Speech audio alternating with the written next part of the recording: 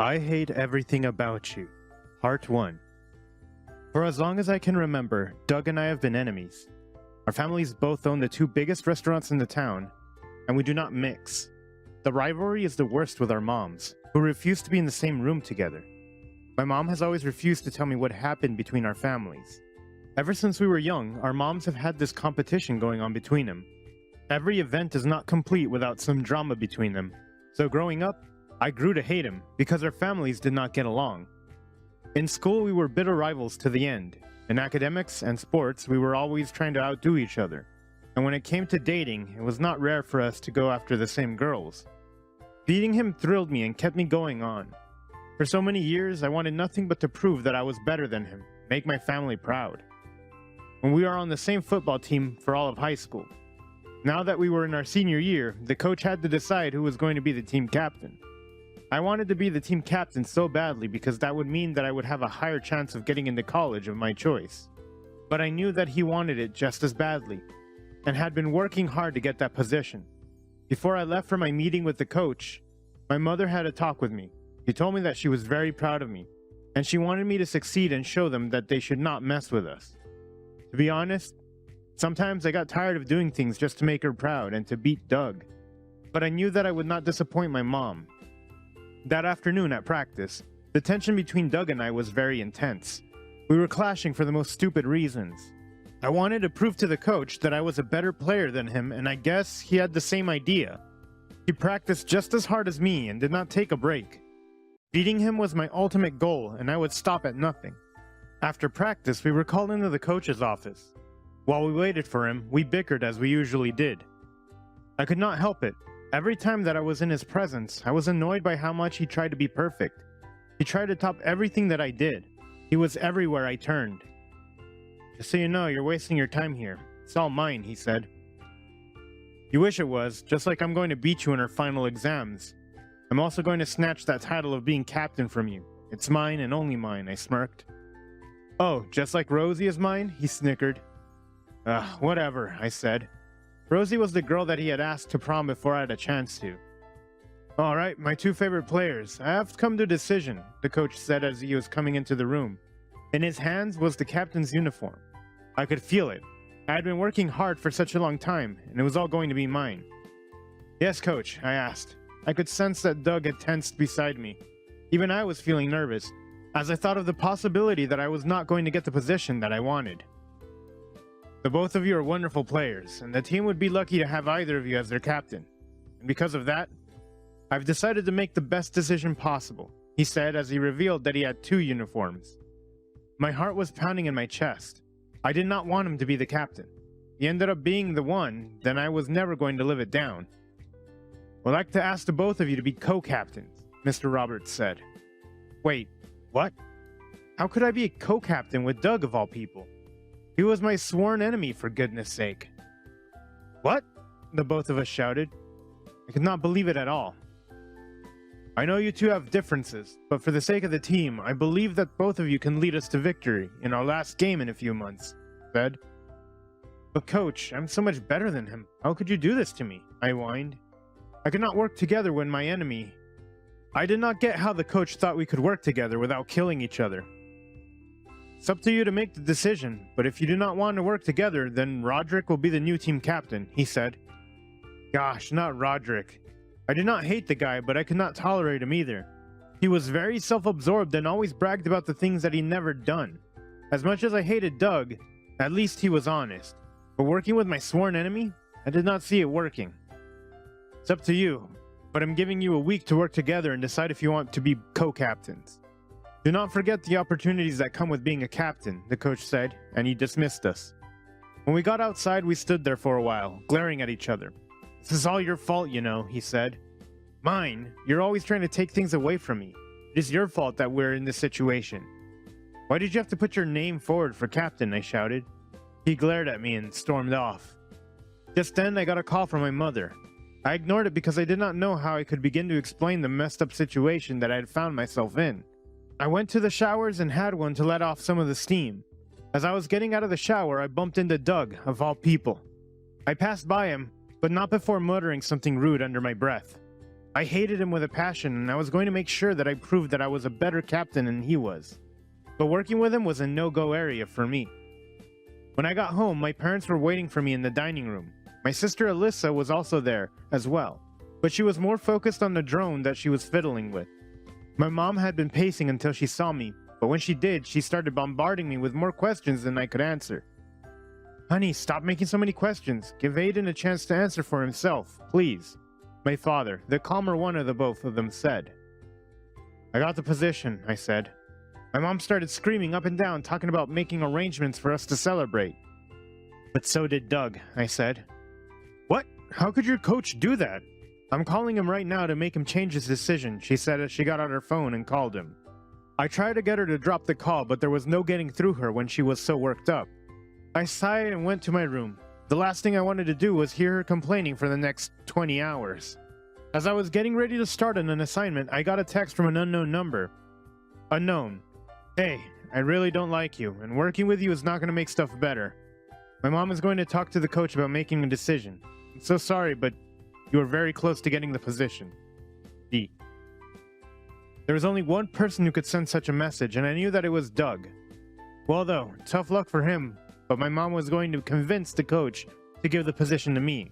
I was definitely more hardworking than him. Well, neither of our mothers managed to convince the coach, and so we were stuck working together. The coach gave us a week, then we would decide if we wanted to work together or give the position to Roderick. Practice was hell. I could not agree with Doug most of the time. He wanted the team to practice a certain time, and I had other ideas. On top of that, we had to have meetings daily to discuss strategies going forward. During the meetings, things were a bit better. I hated to admit it, but he had some pretty good strategies that worked sometimes. On the night before we had to make our decision, we had a strategy meeting. I wanted to tell him that we could not work together because even though I hated his guts, we thought similarly, but I did not want to praise him. So I don't like you, I said. Ditto, he raised an eyebrow. But I need this position, and I know that you do too. So I can tolerate working with you for the rest of the year, I said. I hated to admit it, but I could see what our coach meant when we said that we worked well together. Likewise, and it would be wasted on Roderick anyways. So I will tolerate you for the rest of the year. But I am not your friend. I hope that you understand, he said. Fine, I said. When I told my mom, she was not exactly thrilled, but she kind of saw the bigger picture. So when we told our coach that we would work together, but Roderick was not very happy about us working together from what I heard our other teammates saying. After a few weeks of butting heads and working together with our coach, the time came for our first game of the season. It was a big deal at the school because not a lot of interesting things happened at our school. We had this tradition of giving girls our spare jackets to wear before the beginning of the game. Roderick came to me before we started playing and he told me that Alyssa was wearing Doug's jacket. I did not believe him, of course, because I knew that I had a tendency of lying, and he probably wanted to make me fight with Doug, who I had started to get along with a bit better over the past few weeks. We were not best friends, but we got along a lot better than we had in the past. Before the game, we had a talk with our teammates to motivate them. Would you like to give the speech? I asked Doug. I was not so good with words, I have to admit, and I knew that he would give better motivational speech than I could. I was more of the strategist. He smiled at me for the first time, and I felt less hate for him than I ever had in the past. Okay, if you want me to. His cheeks turned a little pink, but I was sure that it was a trick of the light. He gave the guys a motivational speech, and when the game began, we were playing with our rivals, the Lions. They had beat us the last time we played them last season, and we had sworn that we would win the next game we would play with them. The game was going really well, and we had a strong advantage over them. Then it was halftime. I went over to my family for a few minutes before we had a short team meeting, and guess who I saw wearing Doug's jacket? My sister. And it seemed like my parents did not notice it at all. I was very upset because it looked bad for my sister to be seen wearing his jacket. A guy giving you his jacket at our school only meant one thing. I pulled her to the side and asked her to take off the jacket, but she refused to. Are you mad? Let mom and dad see you're wearing that jacket. What's going on between you and him? He's my enemy, for goodness sake, Alyssa. I shook her. Look, I don't know what you're talking about. He's a good person. I have no idea why you hate him so much, she said. Are you dating him? I asked. Gosh, leave me alone. Why are you so overprotective? I'm 15 years old and I can make my own decisions, she scoffed. I don't care. He's not good for you. How could you do that to me? I'm gonna kill him, I swear, I said, fuming. Okay, it's not what you think. Listen, she said. I don't want to hear it, I said as I made my way to the locker rooms. She shouted after me, but I did not want to hear what she had to say. All I knew was that I wanted to kill him. I could not find him with the other teammate, but when I asked Roderick, he told me that he had seen him heading in the direction of our joint room. I did not even knock when I got there. I just threw open the door. Dude, what the hell is wrong with you? He shouted. He was half naked and he seemed to be in the middle of changing his clothes. I did not want to work with you in the beginning. Now I see that I should have let Roderick be the captain instead. I do not trust you at all. How could you betray me like that? I came closer to him. I was shaking with fury and wanted to destroy him. You can't just barge in here and start making accusations. Are you mad? He said. You betrayed my trust. Your family is no good. Everything that you touch, you destroy. Wow, that's rich coming from you. Man up and tell me what I did wrong. Stop beating around the bush. We have a game to win, he rolled his eyes. Stay away from my sister. You've been warned, I said. What the hell? I did nothing to her, he protested. And no offense, she's not my type, he said. You think I'm stupid? I've never trusted you. She said that you were a good person. It is clear that you have somehow brainwashed her. How could you say that? I know we don't get along, but I respect you and your sister. I gave Alyssa my jacket because someone had spilt juice all over her. She's a sweet kid. Why the hell would she be with someone like me? He asked. I don't believe you. You're a liar, Roderick said. I did not get a chance to finish my sentence because he pushed me against a wall and kissed me. Hard. I was momentarily stunned, and I did not immediately push him away. I got over the shock and I pushed him back from me. He looked very shocked at what he had done and started to explain, but he could not let any words out. I was too stunned to say anything. All I knew was that I had to get the hell out of there. There was suddenly a knock at the door. Someone entered. It was Riley, and he had come to let us know that we were needed. I pushed past him and made my way out without another word. Doug called after me, but I ignored him. A lot of feelings were churning inside me. I had accused Doug of something that he did not do, and he had actually done something nice for my sister. He had also kissed me, and I let him. First of all, I was straight. And secondly, he was my enemy. And why did that kiss feel so good? Why had kissing my enemy made me feel so alive? He emerged a few minutes later, and he avoided looking at me. I was supposed to be playing in the second half since he has played the first one. Somehow, I managed to lead us to victory, but barely. I messed up a few times because I caught him looking at me with an unreadable expression. At the end of the game, I instantly went home and didn't attend the after party. I had a lot on my mind and I didn't want to be in the same space as him. He made me nervous. I was conflicted about how I felt about him. On the way home, my mother could not stop talking about how it was such a good game, but she felt as if Doug was showing off a bit. I wondered how she would feel if she knew that I had just kissed the enemy. My sister, on the other hand, was still wearing his jacket, and that made me feel worse. I was going to have to face him at school come Monday. Suddenly, I did not feel so great anymore, and that was when my phone beeped with a text. Doug, no one can know that we kissed. Well, I wasn't going to scream it from the highest building now, was I? To be continued. I hate everything about you. Part 2. I could not sleep that night. I kept looking at the text he sent me and thinking about the kiss that we shared. Maybe he just did that to shut me up and I was just overthinking the whole situation. But if there was one person that I could not lie to, it was myself. Because that kiss felt good. I wish that it had been bad or felt wrong. I did not know how to respond to him. No problem, buddy. No one will ever know. It's our little secret. Of course, I did not send that to him, but what the hell? Now was keeping secrets with the enemy? My mother would kill me if she found out. But she would not find out, because no one had seen us, and it would never happen again. Right? Just as I was getting some sleep, my mother woke me up and told me to get ready. It was already 12 p.m., which I knew was a lie, but I got up anyways. It was the annual fair today, and our family had to attend, and so did Doug's family, which meant that I had to face him sooner or later. I saw him later that day. Our families got assigned to tables next to each other.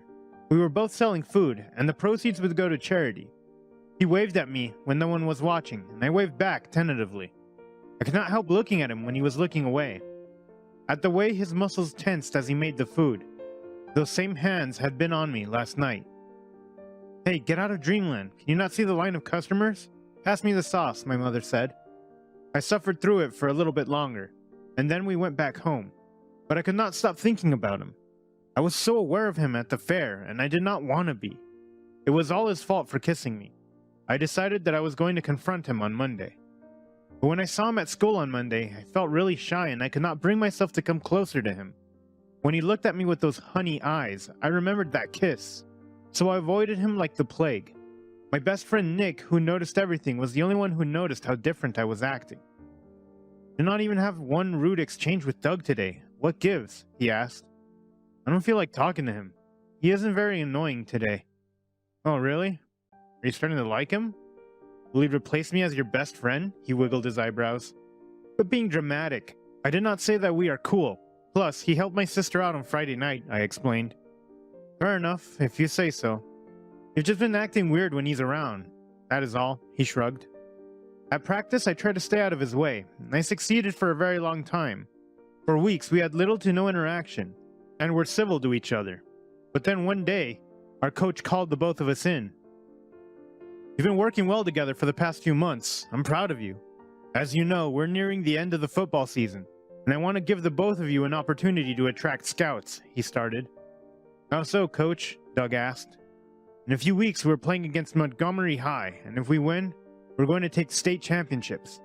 The great part, there will be scouts there, so I need the both of you to get yourselves and the team prepared. Mainly yourselves," he said. "Got it, Coach," I said. "Good. I will need you two to practice a bit harder, and to work with me to come up with team strategies. This means you'll be spending extra time with each other," he said. Well, damn. There went my dreams of avoiding him till graduation. "Is that really necessary, Coach?" I asked. "Very much so. You'll be practically living together. The Montgomery Giants are very good. I need you to be very prepared." "Okay, Coach. Got it, Coach," I said. Inside, I was dying. I did not want to spend more time with him than was required. But I did want to impress the scouts, so I guess we had no choice but to work with each other. I did not hate him as much, but he still made me feel awkward, so I was not rushing to spend time with him. "Want to put in extra practice on Tuesday and Saturday?" "On Tuesday, we'll be with the team, and on Saturday, we'll be just the two of us," he suggested. "Fair enough, I guess," I said. "Okay, no problem. I'll text you," he said. And so then we began to practice together. At first, it felt a bit awkward, since we were no longer bitter rivals. I did not know how to act towards him. I was nice to him for the first time, and he was nice to me too. We spoke about things other than football during our breaks, and that was when I found out that I did not really know him.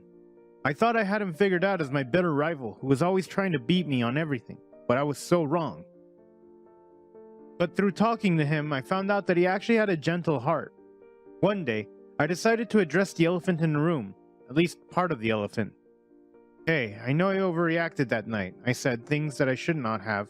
And I'm sorry," I said. "I forgive you. I get it. You were just trying to protect your little sister. There's nothing wrong with that." "Yeah, I should have not just taken what Roderick said that way," I said. "Well, you know that he's a troublemaker. He will take every opportunity that he can to cause trouble. He did want to be captain very badly," he sighed. "Yeah, and thanks for helping my sister out. Which reminds me, she still has your jacket, doesn't she?" I said. "It's okay, I have a spare," he grinned. Then one day, during team practice, I noticed that he was not in the best mood. He had been snapping at everyone for the whole day. I pulled him aside after the practice because I was concerned about him. "Doug, are you okay? You do not seem well," I pointed out. "It's nothing, just family drama," he said. "Let me guess, your mom?" I asked. "How did you know?" He raised an eyebrow. "There's a certain type of anger that is caused by moms, I guess," I said. "Sometimes I feel as if I will never be good enough for her, like I'm just a trophy son to her," she said. "Like she has to put so many expectations on you, but does not bother checking if you can cope." "Exactly like that. I love her a lot, but sometimes I want her to stop using me to compete with the rest of the world, you know?" I knew exactly what he was talking about. I loved my mom, but she had a hold over me that I could not escape no matter what. I was suddenly struck with the urge to embrace him, so I pulled him in for a hug. It was my first time being so close to him ever since our kiss. I could not get over how good the hug felt. I felt safe, not so alone anymore. No one had ever made me feel like that in my life before. "Thank you," he said. And then he leaned in closer to me and gave me a peck on the lips. I felt like I wanted more, so I brought him closer to me and we were locked in an embrace. All the tension that I had been feeling for the rest of the day faded into nothing, and all I could focus on was him. When we pulled away from each other, I felt empty once again. I thought we agreed to never do that again, he said. We agreed not to tell anyone, I smirked. And I thought you hated me, he sighed. Maybe we were taught to hate each other. I kissed him on the cheek and I got up to leave. The truth was, in that time we spent with each other, I had begun to doubt the feelings that I had for him in the past. My mother called him arrogant, but he helped my sister out when he should have been the last person to help her. I was kind of tired of being taught how to feel, to be honest. So when no one was around and it was only us, we would kiss. I never spoke about what it meant. I think we were both scared to commit to anything. I do not know how, but I ended up caring about him. Seeing him became the highlight of my day. I looked forward to football practice every day, especially on Saturday when it was just the both of us and no one else. Despite the physical attraction between us, we connected emotionally. I started to open up to him more than I did to everyone, not even my best friend. He understood exactly where I was coming from and how difficult it was to work under pressure. One night, I was lying in bed after helping out at my family's restaurant when he called me and asked me to meet him at the end of my street. I was curious about what he wanted, so I went. It was a bit windy and dark outside. Why did you call me here? I asked him as soon as I got into his father's car. Nothing too hectic. I miss you is all. He smiled. I could swear that you're getting addicted to me, I smirked as I moved closer to him. I took his hand and started drawing circles in his palm. I cannot sleep, that is why. I asked you to come here, he said. Am I keeping you from sleeping? I teased. Oh, grow up, Aiden, he rolled his eyes. No, actually, it's a week before the big game. Before he said it, it hit me. After that game, we only had a few games to play. That would be if we did well enough to get into the championships, and then we would go to college. I cannot believe that the year was nearly over, and after it, we would go our separate paths. I sort of felt it, that impending separation from the guy who used to be my enemy, but was now my trusted confidant. What then? We keep in contact? I asked. I do not know. It's difficult to keep secrets in this town. And if our families found out, he said. What is there to be found out, though? I said. You're right. It's not like we're in love or anything. We're just fooling around. We both like girls, right? He looked at me for reassurance. Of course we do. It will come to an end. No one has to know, I grinned. What I did not tell him was that sometimes I needed more from him. I called myself straight, but I found no appeal in girls anymore. I was sure that I never had in the first place. Even those brief romances had not given me the fire that he gave me. That passionate hate which turned into wanting. Wanting his body, wanting his attention. But it would all come to an end soon. We would go our separate ways and everyone would never find out. I had to protect my heart at all costs. Neither of us could afford to fall in love. No need to worry about the future now, is there? Now for what I called you here for, he said as he pulled me closer to him.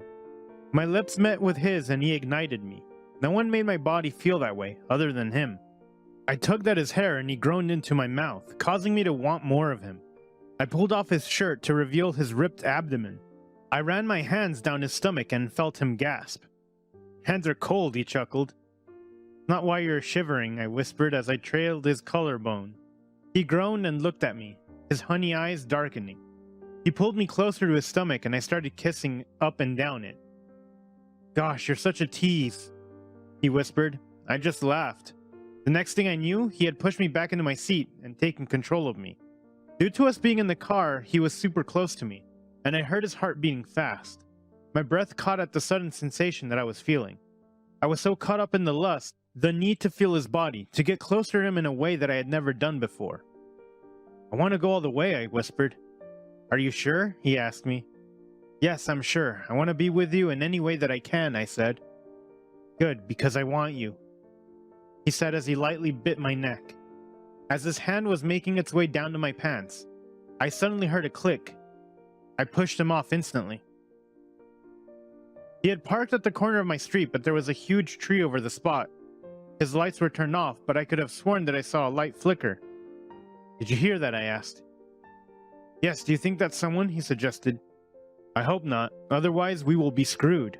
I was shaken as the thought of the possibility that we had been caught. Neither of our families would approve if they found out. Think I need to go, I said as I put on my shirt. I said goodbye to him and got out of the car. Did not turn back. I ran all the way back home. I heard his car starting behind me. No one had seen me go out, and I hoped that no one would see me getting in. I successfully got past my parents in the living room and was opening the door when suddenly my sister said, "Where were you?" I turned to look at her. She was standing there with a smirk on her face. "Out," I said shortly. "With who?" she probed further. "What's wrong with you? Are you a detective or what?" I snapped. "Nothing, just wondering why you were wearing a different shirt than the one you were wearing before." She raised an eyebrow. I had to admit, she got me there. The perks of having a nosy little sister who was super smart. "Well, if you must know, Alyssa, I went for a jog. I changed my t-shirt because it was sweaty," I said slowly. "Well then, why?" She did not get a chance to finish speaking because I slammed the door in front of her face. If I stood there for one more second, she was probably going to tell me that I smelled different or something. And now that I thought of it, his shirt smelled just like him. He had a very subtle smell, which I liked.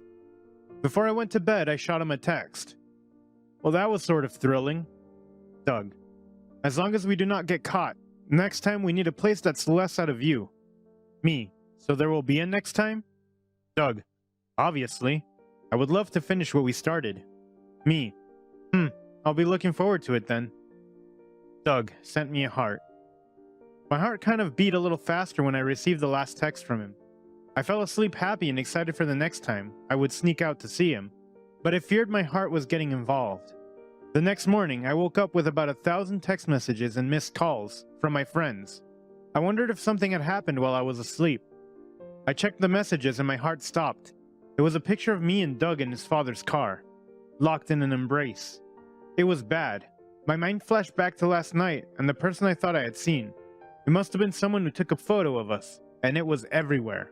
I had messages from nearly everyone in the team asking me if it was true or Photoshop. Then I got one from my sister. She said, "You could have told me. I would have kept your secret." The worst thing possible had happened. We got caught red-handed and there was no denying what was going on between us because it was clear as day. Then I heard a loud knock on my door. I went to open it and found my mother standing there with a thunderous expression on her face. I wished that the ground would swallow me whole. "Tell me that this is fake. What in the world, Aiden? How could you jump into bed with the enemy?" she shouted. "Well, Mom, she slapped me." To be continued. I hate everything about you. Part 3. What stung more was not my mother's slap. It was the look of disbelief and disappointment in her eyes. I had always been her golden boy, never doing anything to disappoint her. I would have done anything for her to smile. But I had given in to him. She was wrong about him. He was not a bad person. I wish that she did not have so much hate in her heart for this family. "Come here right now. We're going to have a talk as a family," she said as she pulled me out of my room. My sister and my dad were already in the living room, waiting for us. My sister gave me a look of pity, and my father just looked at me in a disappointed manner. I dreamed the next words that were coming out of my mother's mouth. "Have we not loved you, supported you, and given you everything that you could ever desire?" she said. "Mom, I'm sorry. I did not mean to disappoint you," I said. "Son, you have disappointed us twice in one day. Being caught with a man, an enemy of the family as well? How could you?" my father said. "Father, Doug is not so bad," Alyssa chimed in. "Shut up. You know nothing. You're just a child," my father snapped. Alyssa gave me an apologetic look and looked down. "I know that I have disappointed you, but Doug is not a bad person," I said. I knew as soon as I said those words that I should not have said them. "Are you mad? After what his mother did? He is just like her," she said, shaking me. "Mom, can you and her not fix things? Is this bad blood necessary?" I asked her. "I raised you. You do not tell me what to do or how to do it. There are our enemies for a reason. Remember that," she said. "Why do we hate them so much?" I asked her. "Do not open your mother's wounds, my dear. Just understand that we are trying to do what is best for you. If you are gay, we are willing to accept you, but never your love for a Smith," my father said. "He's not a bad person. Please try," I said. "You don't fucking understand. If you love me, you will stay away from that boy," she said. "He is not like his mother," I said. She sighed for a moment. She was silent. Her face softened, and she started speaking calmly. "She used to be my best friend. We shared everything. When we both got married, we kept in touch. You were born a few months later than Doug. and so she helped me out when she could at the restaurant. Then one day there was a cooking competition. I had just made a winning recipe and I wanted to use it at the competition, but because you were still young, I couldn't. She entered and she won. But guess what? Her recipe was the exact same as mine. Now do you understand what I mean when I say that she is a snake? She asked. She had started sobbing, and for the first time ever, I saw my mother being so vulnerable. That was when I decided that I had to sacrifice whatever was blooming between me and Doug for my mother. Had I known the gravity of what his mother had done, I would have never started this with him. He was a good person, and he made me feel a way that no one has ever made me feel before.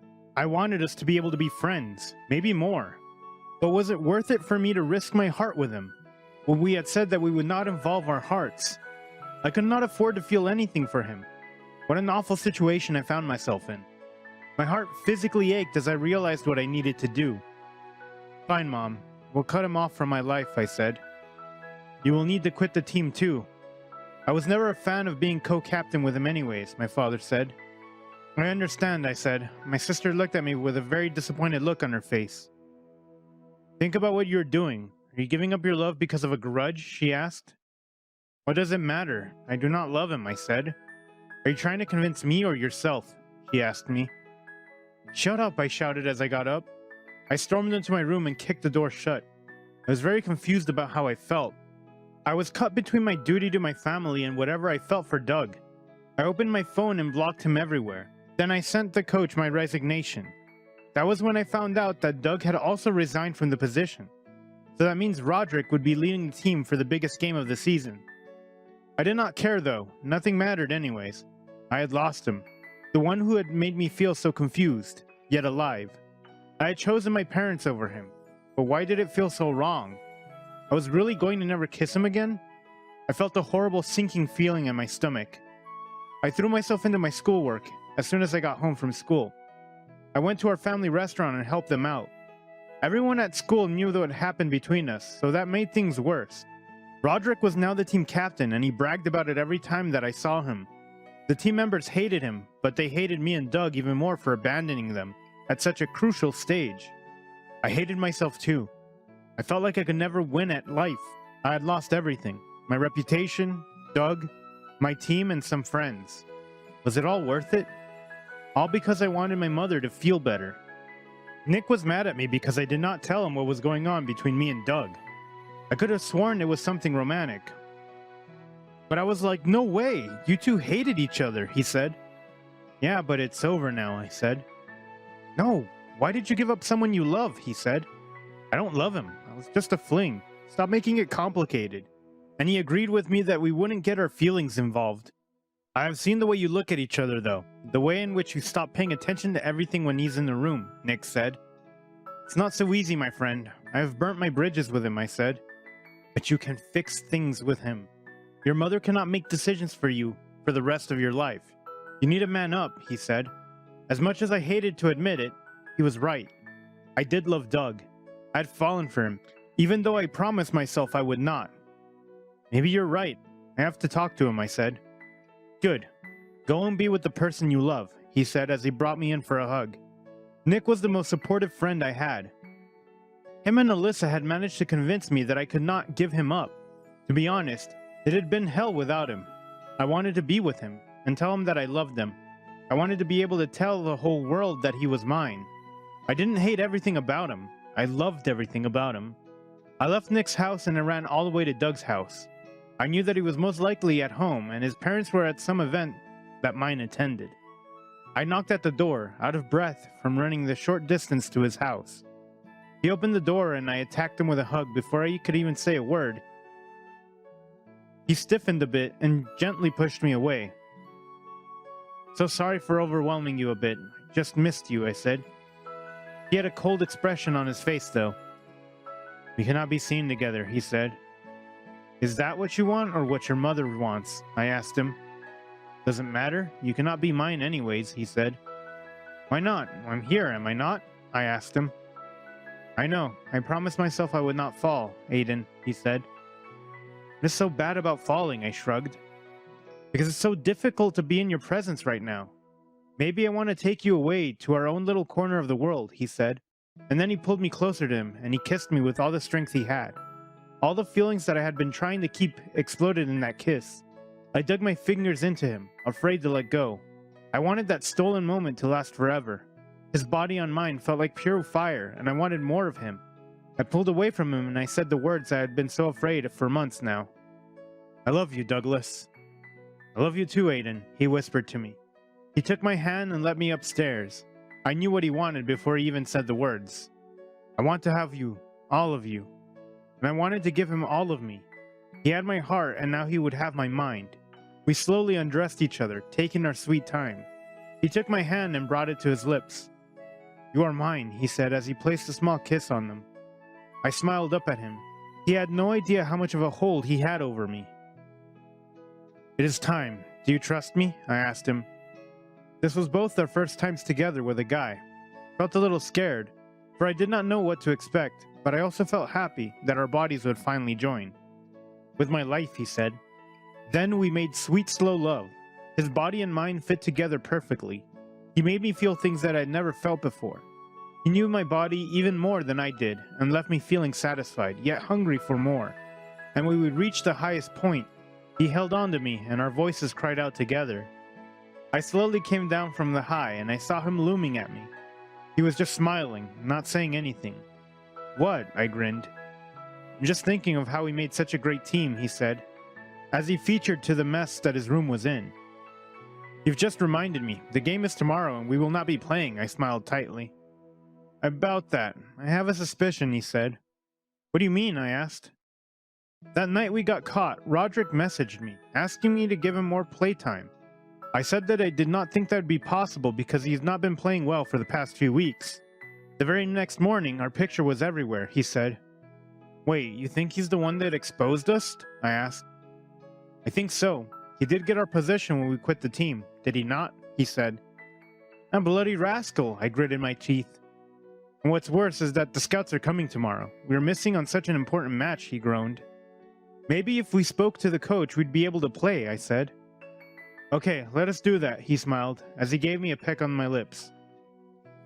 The next day, I woke up feeling both excited and nervous. I hoped that our coach would let us play that night, and things would go well for me when I told my family about Doug and I. I woke up and went for a jog to clear my mind.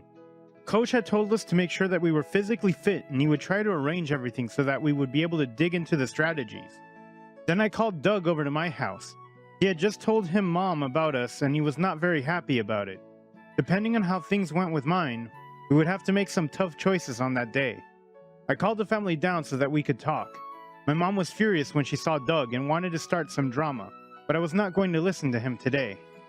Mom, I'm 18 and I love Doug. I do not care that our families hate the sight of each other. I will not carry this hate anymore, Mom, I said. You cannot be serious right now. You will listen to what I tell you to do, she said. Honey, maybe it wouldn't be so bad, my father said. Do not take his side. He had chosen a man over his entire family. Aiden, I am so disappointed in you, she said. I'm tired of you controlling me, Mom. I want to stand up on my own and be my own person, I said. What do you mean? She started to look scared. If you do not accept my decision to be with Doug, and you continue to refuse to fix things between you and his mom, then I cannot do this anymore, I said. Where will you go? You are nothing without me, she said. It's none of your business where I will go. We are going to be independent on our own. Both you and his mom are the same, so damn controlling, I said. I was tired of her. She had reduced my life to a grudge. All my life I had to make her and only her happy. I had left my love for her, my football career for her. I could not keep on giving up things for her. Fine, go and be independent. Let us see how long you will last. You will come crying back soon enough. I know you, she laughed. Well, we'll see, I said as I took Doug's hand and left with him. We got to the school just before the game began. Our teammates welcomed us back with open arms. I think they were just glad that they were not going to be run down by Roderick. Roderick looked very surprised to see us, and upset that we were going to play that night, but he did not focus too much on him. We were there to secure our futures, not to create more grudges. Everything that we had practiced for, all the time that we had spent, all the fighting came down to that moment. My sister cheered me on from the stands as we came down the field for the biggest match of our high school career. It was a tough game. We were well prepared and managed to hold our own against them, but they were known as the best. We had just 20 seconds on the clock, and then victory would either go to us or them. It felt like the longest 20 seconds of my life, but when it was over and all the fans swarmed to the field, I could not believe it. We were done with the game, and the winner was clear. Doug was my first of my teammates to lift me up. We cheered for what felt like the whole day. For the first time in 10 years, we were going to state championships. After the celebrations were out of the way, we were called to our coach's office.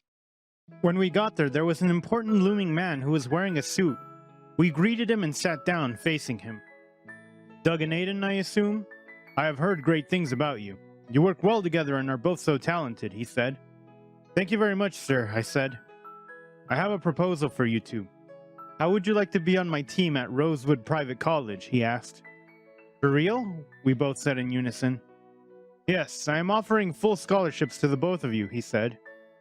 Yes, the both of us shouted. That day was the best day of our lives. Our coach agreed to let us stay with him as we finished our high school. We did not win the championships, but we were glad to have gotten that far. We had everything ready for us. Our future looked bright, and I was glad to be with him on this new journey on life. I couldn't believe that I used to hate the sight of him, but now my heart beat faster every time I looked at him. We risked a lot to be together, not knowing if fate would pull through for us. We left our controlling mothers who could not let go of hate that they had in each other.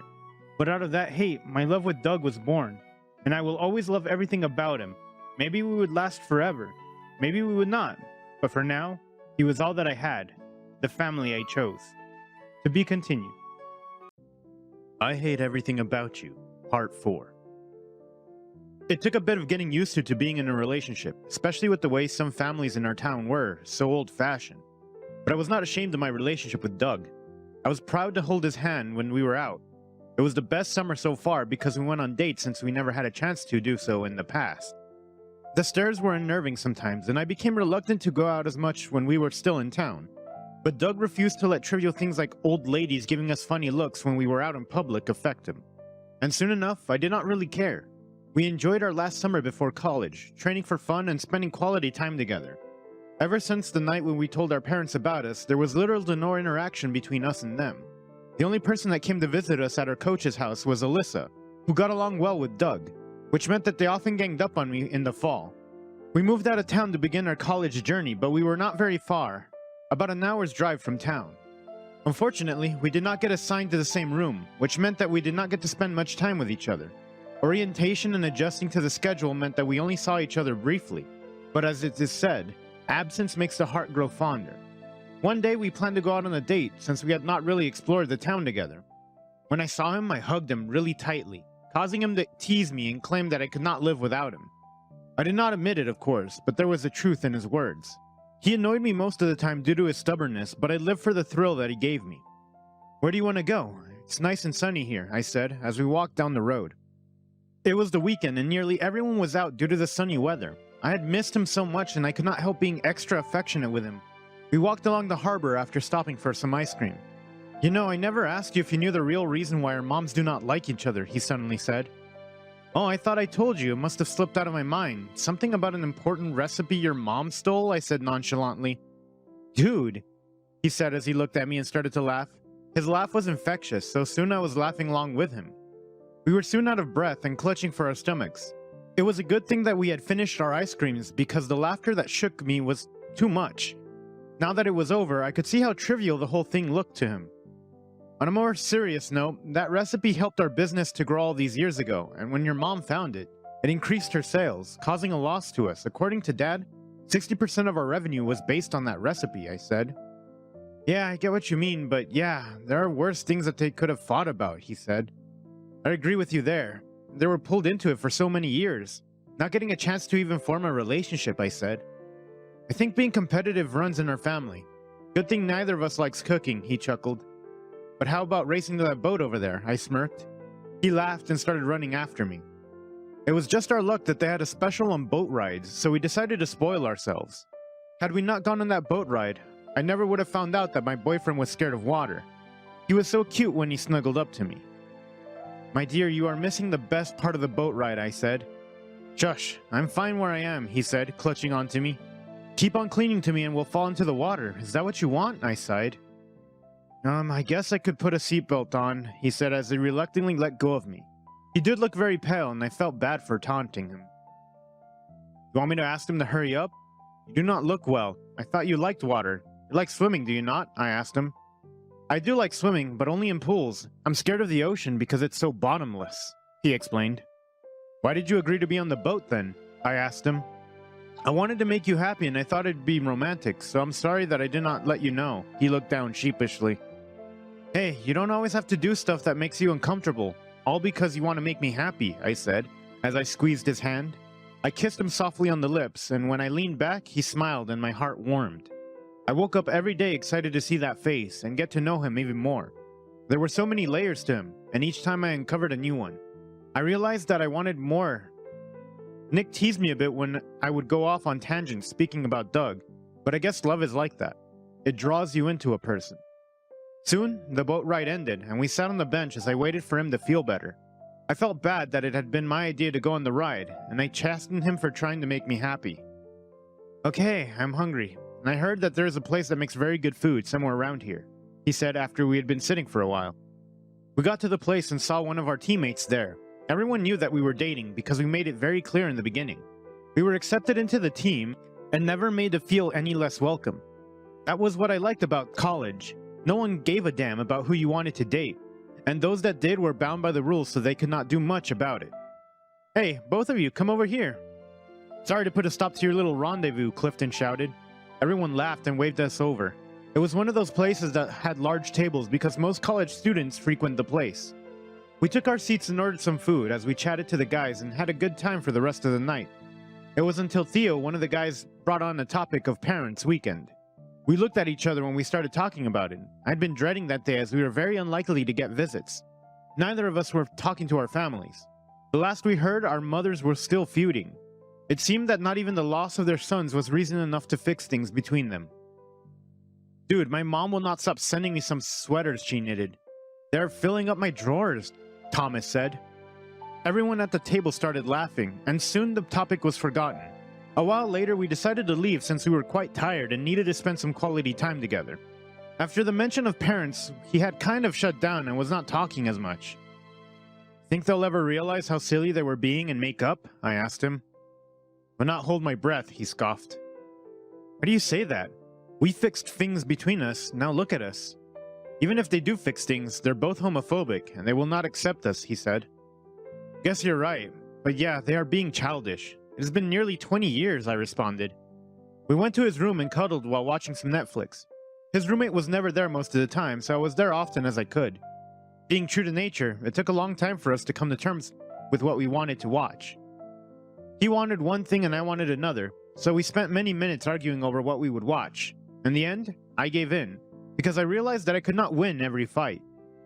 We finally settled for a comedy, which helped to lift the mood. The feeling of him being so comfy and it being a bit late at night led me to falling asleep on his chest. I ended up spending the night in his room because it was already past curfew. The next morning I woke up before he did because my phone was buzzing non-stop. When I checked it, I saw that it was messages from Alyssa. Alyssa, hey, so mom and dad are coming to visit on Parents' Weekend. Alyssa, bro, wake up, it's an emergency. Me, what? How did I even find out? I don't want him here, especially not mom. Alyssa, I know, and from what I heard, Doug's family is coming too. This is nothing but a recipe for drama, and I also saw it ending one way, tears. I packed my stuff and sneaked out of his room. He was sleeping so soundly that I did not want to wake him up. I only told him about it later when we met up for lunch, and he took it worse than me. For the whole week during practice, he was on edge, making stupid mistakes he could not afford to do. And in the few classes that we shared, he was not concentrating. To be honest, neither was I. I was feeling so anxious about the coming weekend. So then, the day came. I greeted Alyssa warmly because she was the only person that I was getting along with. My father had been pulled into my mother's madness, so I did not even feel like interacting with him. I mumbled quick greetings to them and left them to their own devices. I only took Alyssa with me to show her around the place. So, I wanted to tell you something. I know you'll be a little shocked, she said. Okay, what is it? I figured it was some drama that had happened between our families once again. The reason why they're here is that our mom and Doug's mom kind of fixed things, she said. How? Mom had very strong feelings about that recipe. It was pretty much the soul of the restaurant, I said. I do not know, but yeah, we found out this morning that they were being civil to each other, she said. I do not trust the both of them, though. It could be an act, I said skeptically. My mother loved to be in control and she did not easily forgive. I wonder what had made her forgive them. I asked Doug to confirm it and he said it was true. So that night, our families had dinner together, which was our mother's idea. Before the dinner, we agreed that we would not trust anything that they said, even if they had changed. It did not change what they had put us through. Personally, I wanted to avoid him, but Alyssa insisted. At the dinner, they apologized to both of us. Look, we only want the best for you, my mother said. Doug's mother nodded, agreeing with my mom for the first time ever. What made you come to your senses? Doug asked. Losing the both of you, we realized how short life was, so we talked things over, his mom said. I did not know. After everything that we had been put through and those hurtful words, I was not so sure that I wanted to hear it. Yes, we get that you two wanted to get us to make up for a long time, but we did not listen. We are sorry, my mom said. The same woman who had told me not to come back to her house is now telling me that she wanted to fix things between us. Something was fishy. I exchanged a look with him and I could tell that he was thinking the same thing as me. Okay, Mom, I forgive you, I said. Things were normal for the rest of the dinner. However, as we were leaving, I found that I could not see my mom. So then, I went back to the restaurant, which was where I found her and Doug's mom in a corner. I came closer and I was shocked to hear what they were saying. Okay, I've kept my end of the deal. We both got our sons back. Once we gain their trust, we can easily break them up, Doug's mom said. I was beyond shaken. I knew that I could not trust either of them. They were set on breaking me and Doug apart. Okay, and after that, we leave each other alone, my mother said. I could not believe that they were still set on controlling us. Doug had been right. Even if they fixed things between them, there was still the homophobia, which had been the main reason that we cut ties with them.